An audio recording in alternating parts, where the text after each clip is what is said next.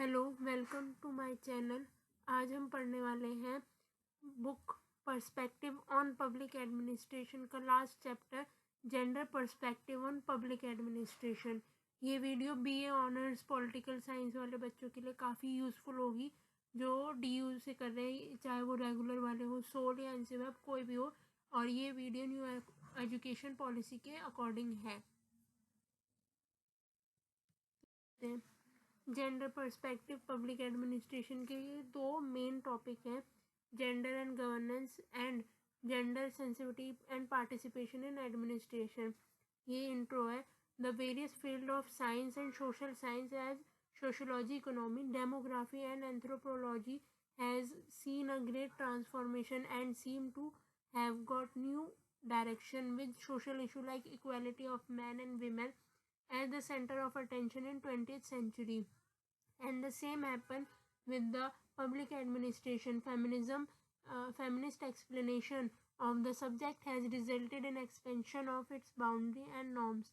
Three factors become important when we describe the public administration through feminist perspective. First, inclusion of women-friendly policies in government. Second, participation of women in public administration. And third, a change in view of the issue of gender in administration. जो हम ये पढ़ रहे हैं chapter, इसमें ये बताया गया कि जो विमेन है उनका क्या रोल है किसी भी उसमें फील्ड में। आजकल ये सोशल इशू है, जैसे कि इक्वालिटी, मैन और विमेन में क्या क्या बाउंड्रीज है इक्वालिटी की, किसको इक्वालिटी किस टर्म में किसके लिए है। और इसमें 3 फैक्टर है जो हम इम्पोर्टेंट है और हम उसके बारे में पढ़ेंगे पब्लिक एडमिनिस्ट्रेशन में थ्रू दी फेमिनिस्ट पर्सपेक्टिव। पहला, इंक्लूजन ऑफ वुमेन, यानी कि जो विमेन है उनका गवर्नमेंट की जो पॉलिसी है उनमें उनको ज़्यादा ना इम्प्रूव करना, उनकी कंडीशन को ज़्यादा ना हाईलाइट करना। और second, participation of women public administration, जो विमेन की जो पार्टिसिपेशन है पब्लिक एडमिनिस्ट्रेशन में वो काफ़ी लो है, तो उसके लिए भी उन्होंने इशू पे आवाज़ उठाई है। And the third, a change in the view of issue gender in administration, और जो एडमिनिस्ट्रेशन में इशू है like man holds all the power in public administration, तो उस पर भी इनका वो है पर्सपेक्टिव। और जो थर्ड फैक्टर है, change in the view to the issue gender in administration, ये इस पर ही पूरे चैप्टर की सेंट्रल थीम है। Feminism approach. According to Gerda learners, that there must be belief in a system of ideas and practice which believe that despite gender, everyone, either man or women, must share equally in the work, in their profit in explaining and dreaming future of the world. जो ये thinker है, इनका कहना है कि जो भी ideas and practice हैं किसी भी फील्ड में वो जेंडर बेस्ड ना हो, और चाहे वो मैन हो या वीमेन हो, उनका इक्वली शेयर है उस वर्क में और उसके प्रॉफिट में और अपने ड्रीम्स को फुलफिल करने के लिए। Feminism is a diverse and multifaceted collection of ideas and action. We can not take feminism as a unitary concept. जो फेमिनिज्म का जो कॉन्सेप्ट है वो बहुत ही बड़ा है और इसके आइडियाज़ और एक्शन जो है वो काफ़ी मल्टीफेसेड कलेक्शन में है। हम जो फेमिनिज्म है उसको एक यूनिटरी कॉन्सेप्ट नहीं मान सकते। According to Gerda Lerner's, feminist movement hold different and even contradictory political views such as liberal, Marxist, socialist, radical, postmodern, but all are firmly working to end the gender-based inequality. जो feminism movement है वो जो है different जो contradictory political view points है, जैसे liberal हो गए, मार्क्सिस्ट, इन सब से काफ़ी मतलब इन पर भी वर्क किया गया और इनमें एंड में जेंडर बेस्ड इनइक्वालिटी पर ही बात हुई है। Gender is a part of society which focus on different harmony with biological sex and social economic identity. Feminists do not just focus just on women rather than power relation which differences between men and women and their access to resources and decision making power.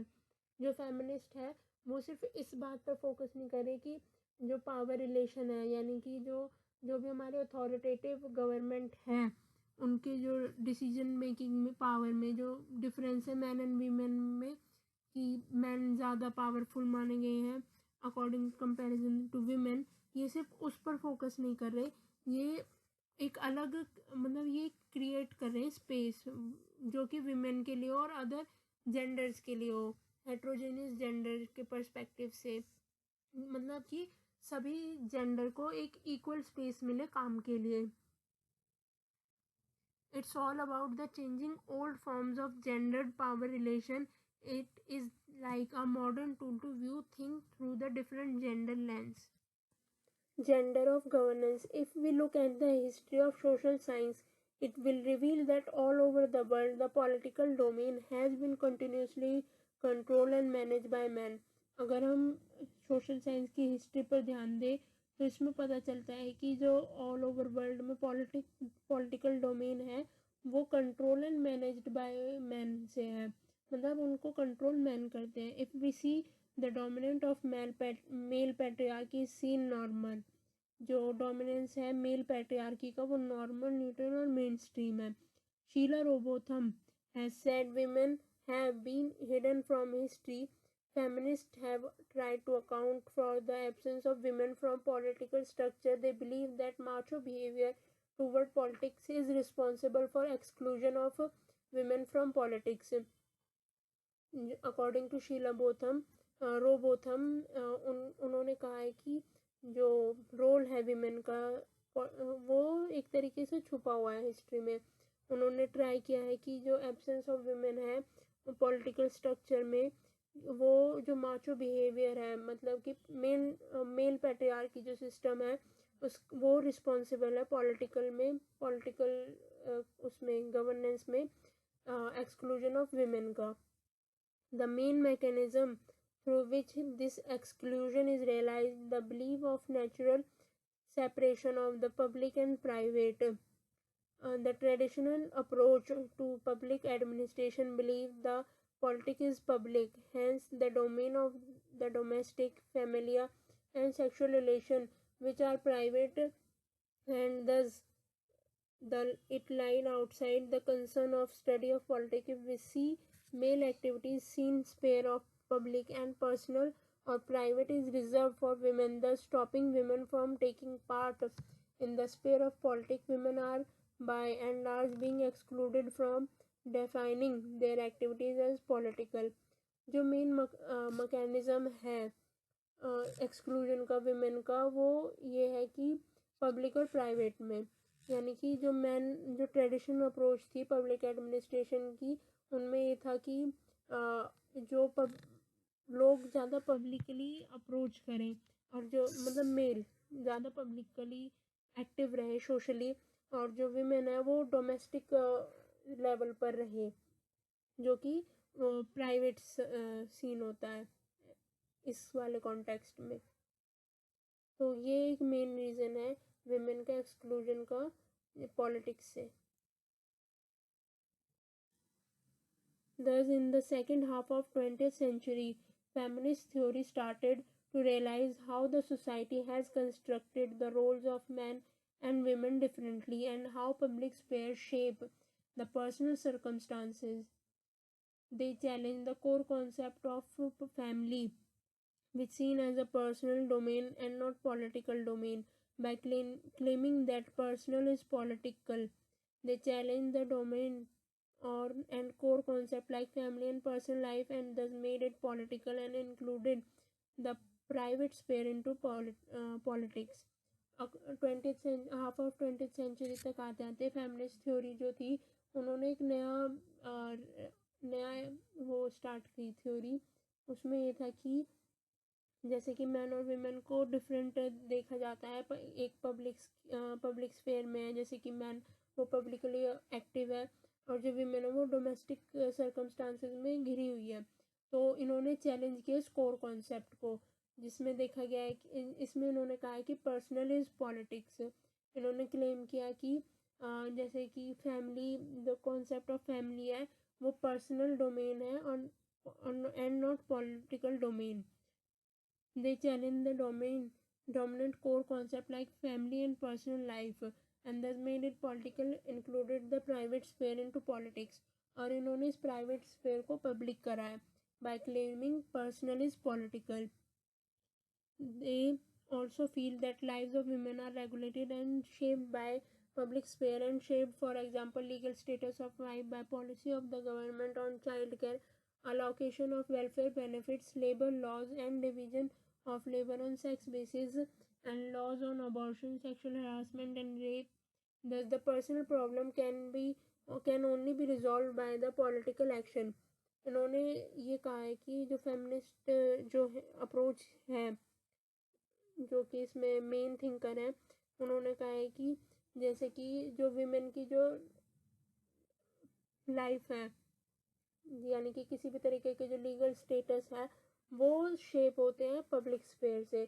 जैसे कि legal status of wife of by the policy of government, जो wife का legal status है according to policy of government on child care, allocation of welfare benefits, कि कौन से benefits उन्हें मिलेंगे वेलफेयर में, और लेबर लॉ क्या है, डिवीजन ऑफ लेबर किस बेसिस पर है, और law on abortion, sexual harassment and rape.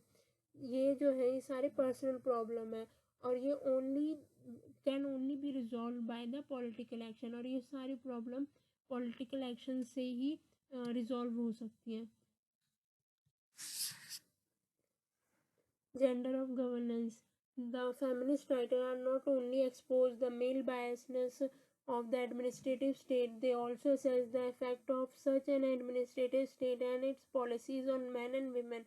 They try to show that an administrative state which is gendered hierarchy produce inequality and assign different life chances to men and women, reinforce material realities that oppress women. A feminist approach tried to include calling those marked boundaries into question about potential and capabilities, qualities on the basis of gender, thus giving importance male over the female. It also means exploring the implication of these attitudes in governance. This become apparent when we see that the conventional understanding of public administration is rooted in the image of expertise, leadership, and a form of virtue which can be identified as culturally masculine.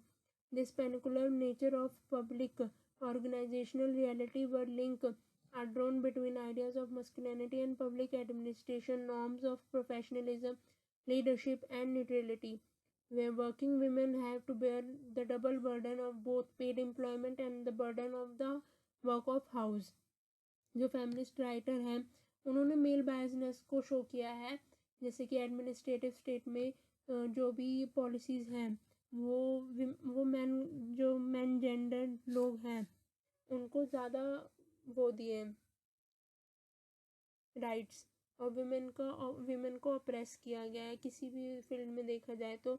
और उन्होंने कहा है कि feminist जो approach है उन्होंने ये कहा है कि एक बाउंड्रीज मार्क की जाए उन क्वेश्चन पर कि क्या पोटेंशियल और कैपेबिलिटीज़ होनी चाहिए, जिससे कि जो कि on the basis of gender, जिससे बेसिस ऑफ जेंडर पर क्या बाउंड्रीज है, जो कि ज़्यादा इम्पोर्टेंस मेल को है, फीमेल को नहीं है. अगर देखा जाए तो जो विमेन है वो अगर बाहर काम करेगी यानी कि पेड एम्प्लॉयमेंट में वर्क करेगी, उसके पास उसका तो बर्डन होगा ही, साथ में burden of the work of house भी होगा, तो उसको डबल बर्डन झेलना पड़ेगा. तो इसमें ये बताया गया है. Thank you for watching. Like share and subscribe अगर वीडियो पसंद आया तो. और ये नोट्स काफ़ी यूज़फुल होंगे, और इसका पार्ट 2 जल्दी अपलोड किया जाएगा. Thank you.